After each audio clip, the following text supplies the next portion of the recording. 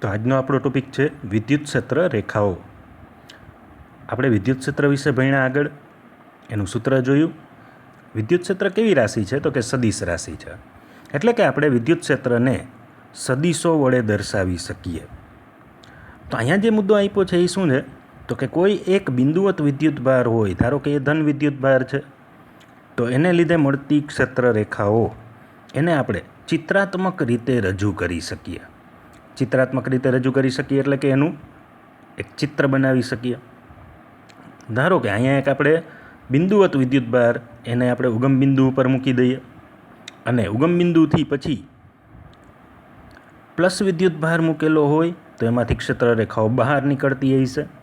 ધારો કે અહીંયા ધન વિદ્યુત ભાર મૂકેલો છે, તો એ વિદ્યુત ભારને લીધે ક્ષેત્ર રેખાઓ અને એના સદિશો આપણે અહીંયા દોરીને બતાવ્યા.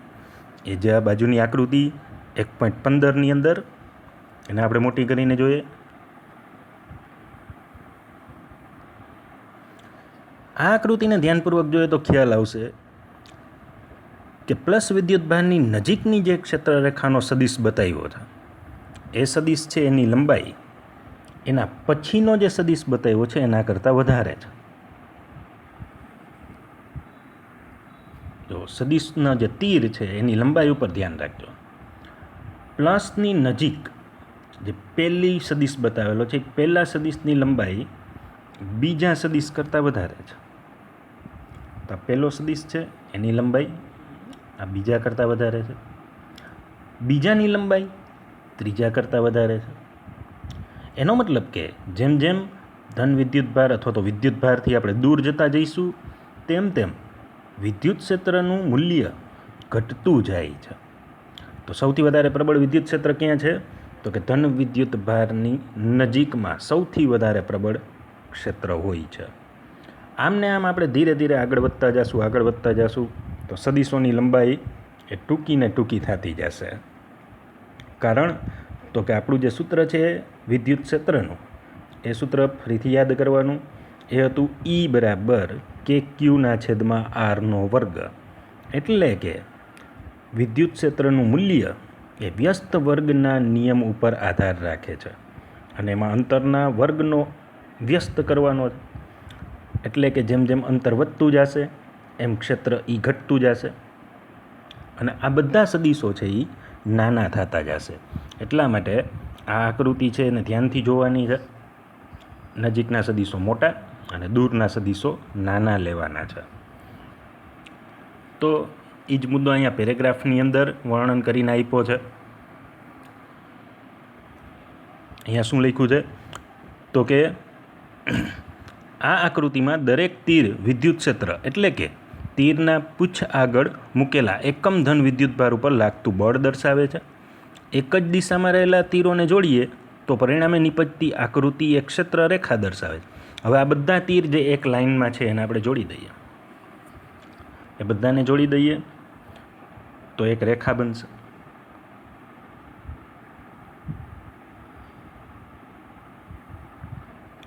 તો એ ક્ષેત્ર રેખા દર્શાવે છે. પહેલાં ધીરે ધીરે આગળ વધતા જઈએ, તીરની લંબાઈમાં ઘટાડો કરતા જઈએ કારણ કે ક્ષેત્ર ઘટતું જાય છે. પછી બધા જ તીરને એક રેખા ઉપર જોડી દઈએ તો એ આપણને ક્ષેત્ર રેખા આપશે. આપણને ઘણી ક્ષેત્ર રેખાઓ મળે છે. તો અહીંયા જોઈએ કે અહીંયા તમને લગભગ 8 ક્ષેત્ર રેખાઓ બતાવી છે, પણ જરૂરી નથી કે 8 જ હોય. હજી કોઈ પણ વ્યક્તિ વધારાની ક્ષેત્ર રેખાઓ પણ બતાવી શકે. તો અહીંયા આપણે ડ્રોઈંગ કરીને બતાવીએ.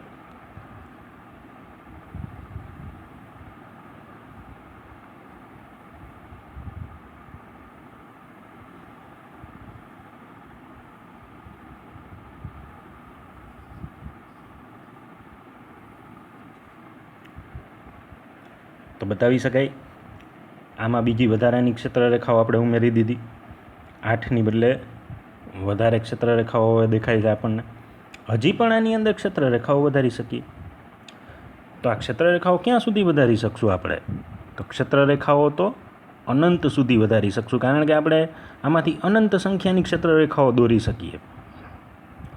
તો પછી દર વખતે આપણે આટલી બધી ક્ષેત્ર રેખાઓ દોરવી ના, એ જરૂરી નથી. ક્ષેત્રરેખાઓની સંખ્યા નહીં, પણ અહીંયા ક્ષેત્રરેખાઓની ઘનતા મહત્ત્વની છે. એટલા માટે આ મુદ્દામાં શું આપ્યું છે કે ક્ષેત્રનું મૂલ્ય ક્ષેત્રરેખાઓની ઘનતા દ્વારા દર્શાવાય છે. ઘનતા એટલે તો કે આપેલા એકમ ક્ષેત્રફળમાં રહેલી ક્ષેત્રરેખાઓની સંખ્યા, આપેલા એકમ ક્ષેત્રફળમાં રહેલી રેખાઓની સંખ્યા, એની સંખ્યા ઘનતા બતાવે છે. એ સંખ્યા ઘનતા એની અંદર જો ઘનતા વધારે હોય, એટલે કે ગીચતા જો વધારે હોય, ગીચતાનો મતલબ શું છે તો કે ક્ષેત્રરેખાઓ નજીક નજીક હોય તો વિદ્યુત ક્ષેત્ર પ્રબળ હશે. અને જો ક્ષેત્રરેખાઓની ઘનતા ઓછી હોય, એટલે કે ગીચતા ઓછી હોય અને ક્ષેત્રરેખાઓ દૂર દૂર હોય તો ક્ષેત્ર નિર્બળ હશે. આ મહત્ત્વનો મુદ્દો છે. એ આખા ટોપિકમાં આ જ મુદ્દો યાદ રાખવાનો છે. જો ક્ષેત્રરેખાઓ નજીક નજીક હશે, ઘનતા વધારે હશે તો ક્ષેત્ર પ્રબળ હશે. જો ક્ષેત્રરેખાઓ દૂર દૂર હશે, ઘનતા ઓછી હશે તો ક્ષેત્ર નિર્બળ હશે.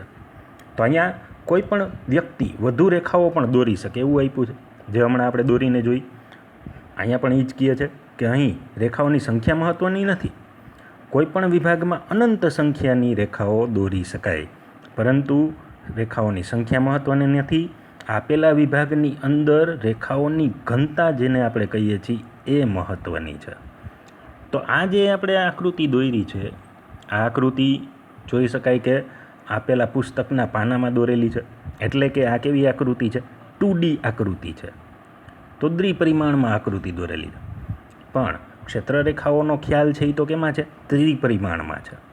ત્રિપરિમાણ એટલે કે 3Dમાં છે. તો પાછળ આપણને બીજા પેજની અંદર એની એક 3D આકૃતિ દોરીને બતાવી છે. આ 3D આકૃતિને સમજશું કઈ રીતે? તો કે આ 3D આકૃતિને સમજવા માટે આપણે ધારો કે આ બિંદુ O છે, ત્યાં એક બલ્બ મૂકી દઈએ. બલ્બને સ્વિચ ઓન કરીએ. આપણા ઘરની અંદર પણ આવા બલ્બ હોવા. બલ્બને સ્વિચ ઓન કરીએ તો એની નજીકના વિસ્તારમાં આપણે અત્યંત બ્રાઇટ એટલે કે ઉજ્જવળ પ્રકાશ દેખાશે. પછી જેમ જેમ બલ્બથી દૂર જતા જઈએ, તો જો આકૃતિની અંદર પણ આપણે રેખાઓને આમ દૂર દૂર દૂર દૂર મોકલેલી બતાવાય છે. તો આ રેખાઓમાં જેમ જેમ દૂર જતા જઈએ, એવી જ રીતે બલ્બથી પણ જેમ જેમ દૂર જતા જઈએ એમ બલ્બના પ્રકાશની તીવ્રતા ઘટતી જશે. તો આની અંદર પણ એવું જ છે. અહીંયા એક બિંદુવત વિદ્યુતભાર મૂકેલો છે Q, એમાંથી આ ક્ષેત્રરેખાઓ બહાર નીકળતી હોય એવું બતાવ્યું છે. અને ક્ષેત્રરેખાઓ જેમ જેમ દૂર જતી જાય છે એમ જો છૂટી પડતી જાય છે, એમની વચ્ચેનું અંતર છે એ વધતું જાય છે. જો ધ્યાનથી બિંદુ જે O છે એની નજીકની ક્ષેત્રરેખાઓ જો એકદમ નજીક છે, એકદમ નજીક. અને Q પાસે તો હાવ આપણને બ્લેક ભાગ બતાવ્યો છે. બ્લેક ભાગ એવું બતાવે છે કે ક્ષેત્રરેખાઓ હાવ અડીને છે, એટલે કે અહીંયા ઘનતા સૌથી વધારે છે. એનો મતલબ એવો થયો કે આ Q બિંદુ પાસે ક્ષેત્ર સૌથી વધારે પ્રબળ છે. દૂર દૂર જતા જશું જેમ જેમ, એમાં બે વિભાગો જો બતાવ્યા છે. એક R તરીકે અહીંયા એક નાનકડું સમતલ બતાવ્યું છે, અને પછી P2ની ઉપર S તરીકે એવડું જ સમતલ બતાવેલું છે. એ સમતલ બે છે સરખા માપની અંદર, પણ આરને તમે ધ્યાનથી જુઓ તો આરની અંદર જો 1, 2 અને 3 રેખાઓ પસાર થતી હોય એવું દેખાય.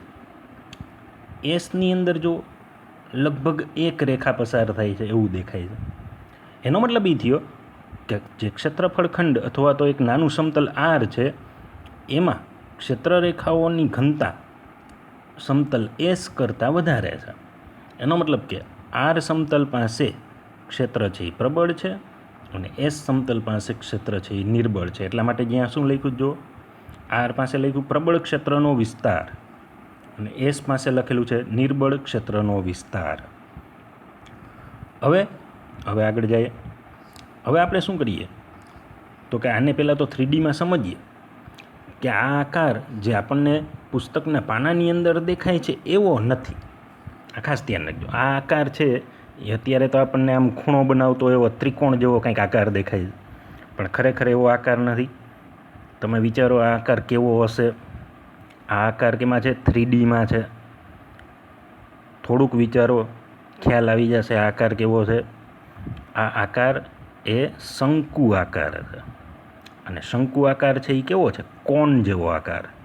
કોન જેવો આકાર અથવા તો ટોપી જે હોય ત્રિકોણાકાર અથવા તો શંકુ આકારની જે જોકર પહેરતા હોય એવી ટોપી જેવો આકાર. બરાબર, એટલે આ શંકુ આકાર છે. અને શંકુ આકાર કેવો છે? 3D, એટલે કે ત્રિપરિમાણમાં છે. તો અહીંયા આ જે વર્ણન છે એ ત્રિપરિમાણમાં આપેલું. એમાં આપણે શું કરીએ તો કે એ શંકુની અંદર એક આડછેદ લઈએ.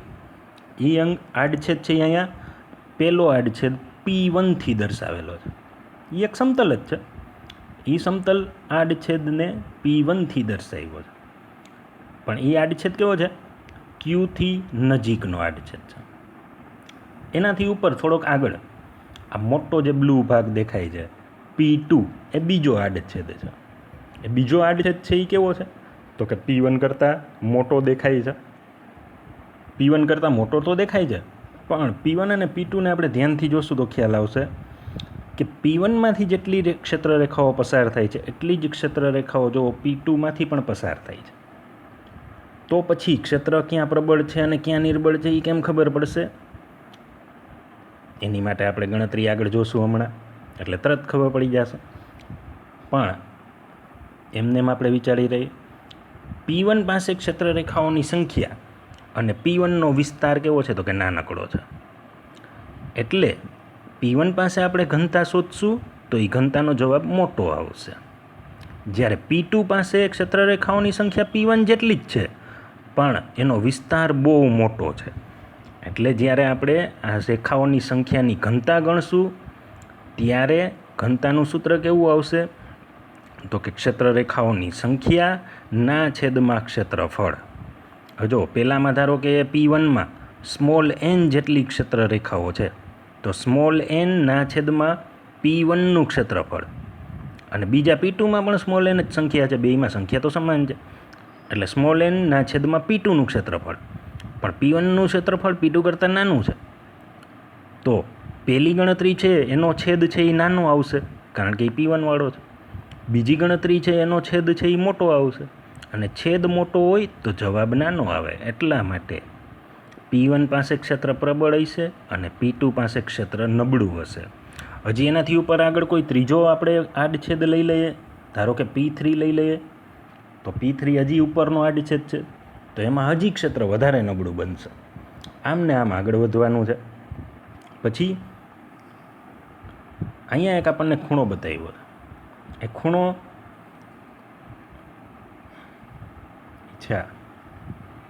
Delta omega. ડેલ્ટા ઓમેગા જો આપણે ભૂલી ગયા હોય તો ફરીથી યાદ કરી લઈએ. ડેલ્ટા ઓમેગા આપણે ભણી ગયા છીએ ભાઈ. આપણે 11માના ફિઝિક્સમાં 2 પ્રકારના ખૂણાઓ ભણી ગયા.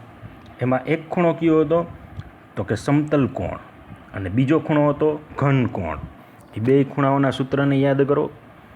પહેલું સમતલ કોણનું સૂત્ર કયું હતું? તો કે સમતલ કોણ એનું સૂત્ર હતું લંબાઈના છેદમાં ત્રિજ્યા અથવા તો ચાપના છેદમાં ત્રિજ્યા. આવું સૂત્ર હતું, યાદ કરો. ઘનકોણનું સૂત્ર કેવું હતું? ક્ષેત્રફળના છેદમાં ત્રિજ્યાનો વર્ગ. યાદ ના હોય તો આ સૂત્ર સાઈડમાં લખી લઉં. સમતલ કોણનું સૂત્ર ચાપના છેદમાં ત્રિજ્યા અને ઘનકોણનું સૂત્ર ક્ષેત્રફળના છેદમાં ત્રિજ્યાનો વર્ગ.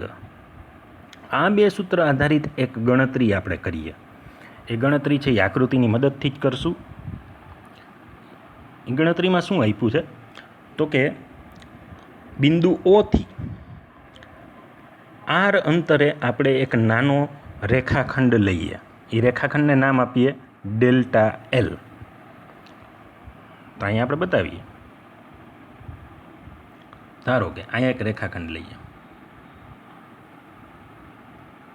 આ છે ડેલ્ટા L.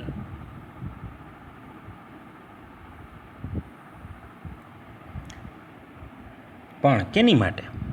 પહેલી ગણતરી છે એ ખાલી સમતલ કોણ બનાવતો હોય ત્યારે કરવાની છે. એટલે પહેલું સૂત્ર છે એ તમને બુકની અંદર આપ્યું છે ડેલ્ટા થીટાવાળું. એ ડેલ્ટા થીટાવાળું સૂત્ર છે એ ક્યારે? સમતલ કોણ બનતો હોય ત્યારનું સૂત્ર છે. અહીંયા તો આપણે ત્રિપરિમાણમાં ગણવાનું છે, એટલે સમતલ કોણની તો વાત જ નથી કરવાની, પણ આ સૂત્ર તમને બુકની અંદર ખાલી યાદ કરાવવા માટે આપ્યું. તો આ ડેલ્ટા એલ શું થઈ ગઈ, એની ચાપ થઈ ગઈ. ડેલ્ટા થીટા જે ખૂણો આપ્યો છે એ ક્યાં બનશે, અહીંયા બનશે.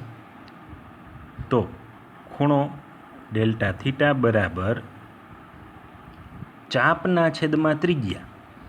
ચાપ છે ડેલ્ટા એલ ના છેદમાં ત્રિજ્યા, એટલે એનું ઓથી અંતર, ધારો કે સ્મોલ આર જેટલું. તો આ સમતલ કોણનું સૂત્ર થઈ ગયું ડેલ્ટા થીટા બરાબર ડેલ્ટા એલના છેદમાં સ્મોલ આર. એનાથી આગળ આપણે તો વાત કરવાની છે ઘનકોણની. ઘનકોણ એને હંમેશા ડેલ્ટા ઓમેગાથી દર્શાવાય. તો અહીંયા જે નિશાની આપી છે એ છે ડેલ્ટા ઓમેગાની નિશાની. હમણાં જ આપણે ઘનકોણની વાત કરી. ઘનકોણનું સૂત્ર શું થશે, તો કે આપેલું ક્ષેત્રફળ ના છેદમાં ત્રિજ્યાનો વર્ગ. તો ઘનકોણનું સૂત્ર લખી લઈએ, ડેલ્ટા ઓમેગા બરાબર ક્ષેત્રફળ, ધારો કે ક્ષેત્રફળ કેટલું છે, તો કે ડેલ્ટા એસ જેટલું, ના છેદમાં ત્રિજ્યાનો વર્ગ. અહીંયા બુકની અંદર આપ્યું છે એ જ પ્રમાણે જ હું લખું છું. ધારો કે ત્રિજ્યા છે કેપિટલ આર, તો પછી અહીંયા કેપિટલ આરનો વર્ગ. તો આ ઘનકોણનું સૂત્ર. હવે યાદ કરો, સમતલ કોણનો એકમ શું હતો, રેડિયન. અને ઘનકોણનો એકમ યાદ કરો, યાદ આવી જશે એવો છે. ઘનકોણનો એકમ હતો સ્ટીરેડિયન. આટલો ફરક હતો. હવે અહીંયા આપણે આની શું કામ જરૂર પડી, તો કે એની માટે અહીંયા એક ગણતરી આપી છે બુકની અંદર, એ પણ ભેગી જોતા જાજો. તો પહેલું સમતલ એટલે આપણું P1, એ કેટલા અંતરે છે, તો કે ઓથી R1 અંતરે. બીજું સમતલ એટલે આપણું P2, P2 કેટલા અંતરે છે, તો કે ઓથી P2 જેટલું અંતર. એ કેટલું આપ્યું છે, તો કે બુકની અંદર આપ્યું છે આકૃતિમાં R2 જેટલું અંતર.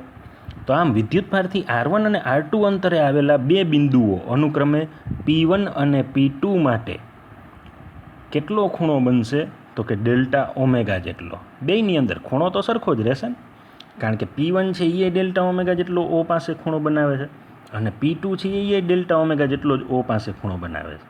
એટલા માટે બેયમાં ડેલ્ટા ઓમેગા તો સરખો જ રહેશે, પણ એનું સૂત્ર છે એમાં અંતર બદલે છે, R1 અને R2. એટલા માટે P1 આગળ કેટલો અને P2 આગળ કેટલું, તો પહેલાં જોઈએ ડેલ્ટા ઓમેગા, એ લખીને જોઈએ.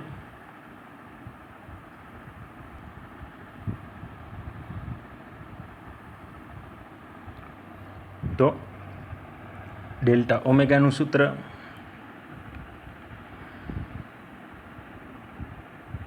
પહેલા માટે સૂત્ર શું થશે, તો કે સમતલ ના છેદમાં ત્રિજ્યાનો વર્ગ. સમતલના છેદમાં ત્રિજ્યાનો વર્ગ શોધીએ તો પેલું સમતલ છે P1 વાળું, એના છેદમાં એની ત્રિજ્યા કેટલી છે, તો કે R1, એટલે R1નો વર્ગ. એના બરાબર જ ખૂણો તો P1 અને P2 બે સરખો જ બનાવે છે, ડેલ્ટા ઓમેગા, એટલે બીજું સૂત્ર મૂકી દઈએ. બીજું સમતલ છે P2 ના છેદમાં એનું અંતર છે R2, એટલે અહીંયા થશે P2 ના છેદમાં R2નો વર્ગ. તમારી બુકની અંદર લખીને આખી થિયરીની જેમ આ ગણતરી આપી છે. આપણે અહીંયા ગણિતની જેમ સ્ટેપ વાઇઝ ગણતરી કરીને મૂકીએ, સમજાઈ જાય. તો પેલું છે P1 આગળ. P1 એના કરતાં બનાવવામાંથી, તો P1 આગળ આપણને કેટલું મળી જશે, તો કે R1² છે એ આ બાજુ જશે, ગુણ્યા ડેલ્ટા ઓમેગા. P2 ને કરતાં બનાવો, P2 બરાબર R2² ગુણ્યા ડેલ્ટા ઓમેગા. એટલા માટે તમારી બુકની અંદર આપ્યું છે કે ક્ષેત્રફળ ખંડ P1 કેટલો થશે, તો કે R1² ડેલ્ટા ઓમેગા, અને ક્ષેત્રફળ ખંડ P2 થશે R2² ડેલ્ટા ઓમેગા. આ ક્ષેત્રફળ ખંડ એટલે કે જે નાનો ખંડ આપ્યો છે એનું ક્ષેત્રફળ આપણને મળી ગયું. હવે ધારો કે આ બંને ક્ષેત્રફળ ખંડમાંથી પસાર થતી રેખાઓની સંખ્યા છે સ્મોલ n. ધારો કે બંને ક્ષેત્રફળ ખંડ P1 અને P2માંથી પસાર થતી રેખાઓની સંખ્યા છે સ્મોલ n, અને એ સ્મોલ n P1 અને P2 બે માટે સમાન જ હશે. શું કામ? તો એની માટે આપણી આકૃતિમાં જો P1માંથી રેખાઓ પસાર થાય છે એટલી જ P2માંથી થાય છે. કેટલી થાય છે ગણી લઈએ આપણે. 1 2 3 4 5 6 7 8 9 9 રેખાઓ દેખાય. એટલી જ રેખાઓ P2માંથી પસાર થઈ. એટલે અહીંયા સ્મોલ n એટલે કે રેખાઓની સંખ્યા એ બંને માટે સમાન છે, પણ આપણે શું જોવાનું છે? એની ઘનતા જોવાની છે. એટલે કે એકમ ક્ષેત્રફળ દીઠ રેખાઓની સંખ્યા. તો જો એકમ ક્ષેત્રફળ દીઠ રેખાઓની સંખ્યા શું મળશે? તો કે P1 આગળ એકમ ક્ષેત્રફળ દીઠ રેખાઓની સંખ્યા, એનું સૂત્ર આપણે લખી લઈએ. એ થશે રેખાઓની સંખ્યા ના છેદમાં P1નું ક્ષેત્રફળ. તો પહેલી ગણતરી થશે રેખાઓની સંખ્યા, એ છે n ના છેદમાં P1નું ક્ષેત્રફળ હમણાં જ આપણે શોધ્યું R1² ડેલ્ટા ઓમેગા. આ P1 પાસે.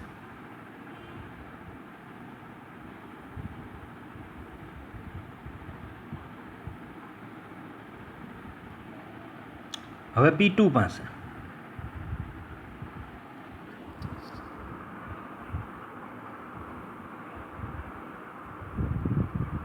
P2 પાસે સૂત્ર શું થશે? રેખાઓની સંખ્યા n ના છેદમાં R2² ડેલ્ટા ઓમેગા. આ બે સૂત્રને ધ્યાનથી જુઓ. બે સૂત્રમાં સરખું શું છે? તો કે બે સૂત્રમાં n અને ડેલ્ટા ઓમેગા સરખા છે. ખાલી બદલે છે શું? તો કે R1² અને R2², અને એ પાછા ક્યાં છે? છેદમાં છે. એટલે આપણે એવું કહી શકીએ કે અહીં n અને ડેલ્ટા ઓમેગા સમાન હોવાથી ક્ષેત્રની પ્રબળતા ફક્ત કેના ઉપર આધાર રાખે છે? તો કે જો પહેલા માટે પ્રપોર્શનલ ટુ 1/R1² અને બીજા માટે પ્રપોર્શનલ ટુ 1/R2². એટલે કોમનલી જોવા જઈએ તો કેના ઉપર આધાર રાખે છે? તો કે 1 છેદમાં R² ઉપર ક્ષેત્રની પ્રબળતાનો આધાર છે. તો આ જે ગણતરી છે એ એટલા માટે જ કરેલી છે. આ ગણતરી શું બતાવે છે? તો કે આ ગણતરી બતાવે છે કે ક્ષેત્રની પ્રબળતા કેના ઉપર આધાર રાખશે. તો આપણે આગળ વિદ્યુત ક્ષેત્રનું સૂત્ર ભણી ગયા છીએ. એ સૂત્ર શું હતું? E બરાબર KQ/R². તો એમાં પણ વ્યસ્ત વર્ગ ઉપર જ આધાર રાખતું હતું, અને આમાં પણ અંતરના વ્યસ્ત વર્ગ ઉપર આધાર રાખે છે. એવું જ પરિણામ મળે છે.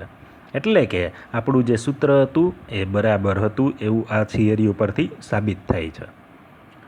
તો આ ગણતરી છે એ તમને બુકની અંદર આપી છે, પણ એ લખીને આપી છે. આ જે મેં જે રીતે કરી છે એ ગણતરી સ્ટેપવાઇઝ ગણિતની રીતે છે. એનાથી આગળ એક ફકરો આપેલો છે કે ક્ષેત્રરેખાઓના ચિત્રની શોધ કોણે કરી? તો કે ફેરેડે. આપણે આગળ પણ આ વાક્ય આવી ગયું છે કે ફેરેડેએ કરી. અને ફેરેડેએ કેવી રીતે કરી? તો કે અંતઃસ્ફુરણાથી. જો અંતઃસ્ફુરણાથી એટલે ફેરેડેને બેઠા બેઠા એવો વિચાર આવ્યો કે ક્ષેત્રને રજૂ કરવું હોય તો કેમ રજૂ કરવું, એટલે અંતઃસ્ફુરણાથી. અને અગાણિતિક રીતે વિદ્યુતભારોના તંત્રની આસપાસના વિદ્યુત ક્ષેત્રને દ્રશ્યમાન કરવા માટે કરી હતી. બીજો શબ્દ છે અગાણિતિક રીતે. અગાણિતિક રીતે એટલે તો કે પ્રાયોગિક રીતે પરિણામો મેળવી, એક રીડિંગ લઈ, ચિત્ર દોરી, અને પછી વિદ્યુત ક્ષેત્ર રેખાઓ એ વિદ્યુતભારની આસપાસ કેવી રીતે દોરવી એ એણે નક્કી કર્યું હતું. પણ જ્યારે ફેરેડે આ શોધ કરી ત્યારે એ રેખાઓને એણે શું નામ આપ્યું હતું? બળ રેખાઓ. પણ એ શબ્દ છે એ યોગ્ય નથી. બળ રેખાઓ ઉપરથી આપણના મગજની અંદર બળનો ખ્યાલ આવે છે. અહીંયા આપણે ખ્યાલ કેનો જોતો છે?